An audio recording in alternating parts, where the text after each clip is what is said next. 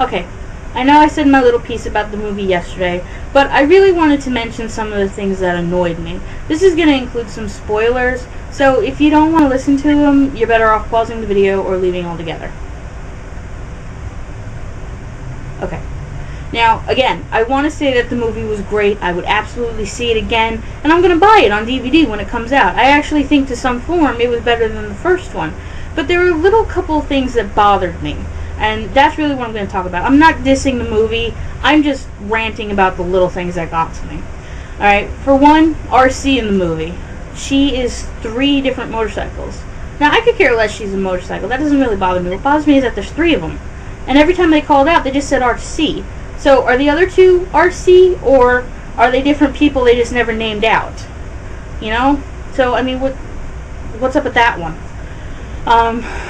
I guess some of the other things might be continuity issues, because Devastator shows up in the film, and the twins get to fight him, and they were kicking ass. They were literally, like, tearing through his face. But then you cut to another scene where Devastator's climbing up a pyramid, and it's like, well, where the hell did the twins go? They were, like, wailing on him. What happened? You know? It's just, I mean, it's really kind of like that through the rest of the film with some of the Transformers. Like, Prime dies in the movie.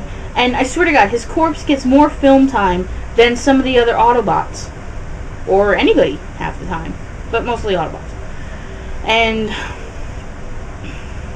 you know, I feel that the majority of the film, they were more in vehicle mode than robot mode. Which, I guess is still kind of cool. I guess it just adds to a more realistic feel to it. Because they're there, you could touch them, you see them driving, you know it's not computer animated. But it's like, well, I like seeing them transformed. Give me more of that. You know?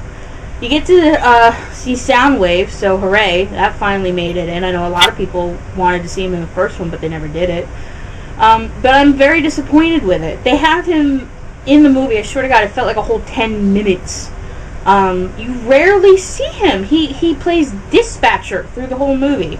He's up in space attached to a military satellite. You know, he's hearing all the different things through cellular phones, computers, what have you.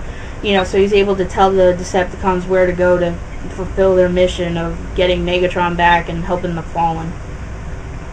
You know, so I was very disappointed with that. I mean, you don't even get to see him fight. It's not like at the end of the movie he gets away from the satellite and crashes on Earth and gets to be part of this great big battle. That doesn't happen. So, you know, that was like, well, what the hell? I mean, yeah, it was fun, but I wanted to see him fight. They do this really bad joke with Devastator. They do a bad crotch joke. The Section 7 guy is back, and they have him on an angle where you're looking upwards towards Devastator between his legs, and you see 2 wrecking balls hanging down, and it's like, okay, I get the joke, but did you really have to do that? I mean, I really felt that was absolutely unnecessary. Did you have to do that? Of all the jokes, come on. Plus, I don't even think the Decepticons that made up Devastator had wrecking balls on any of them. I don't know. So, I was a little annoyed with that. And, you know, towards the end of the movie, after the fighting's over and, you know, a couple people die, it's like, well, where the fuck did everybody go? You see Megatron and Starscream probably, you know, go, but it's not like at the end of the first movie where you see Starscream go up into space. They just kind of walk away. It's like, well, aren't you supposed to get them or something? You know?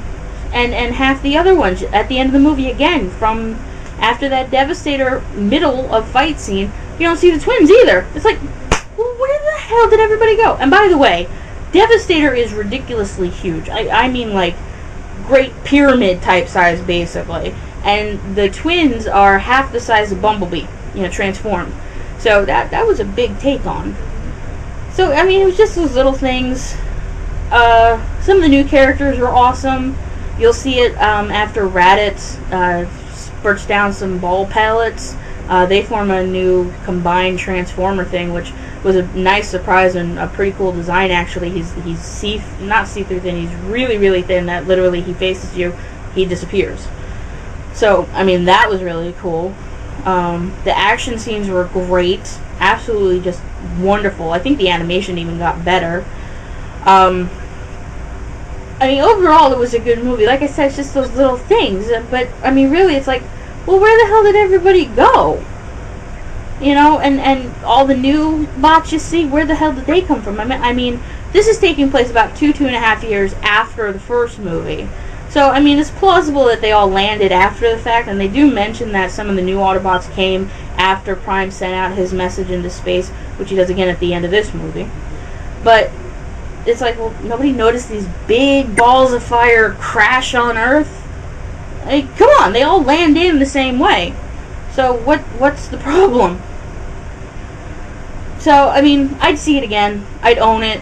It was a good movie. I enjoyed seeing it. I think just depending on your level of Transformer fan, there's going to be things you love, there's going to be things that annoy you, there's going to be possibly even things you hate.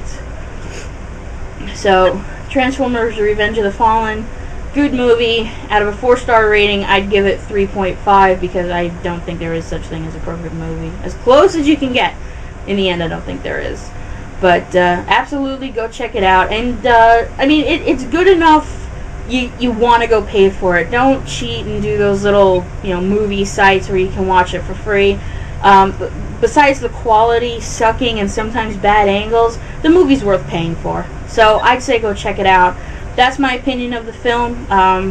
Again, go see it. I hope you enjoy it. Thanks for watching. I'll see you around.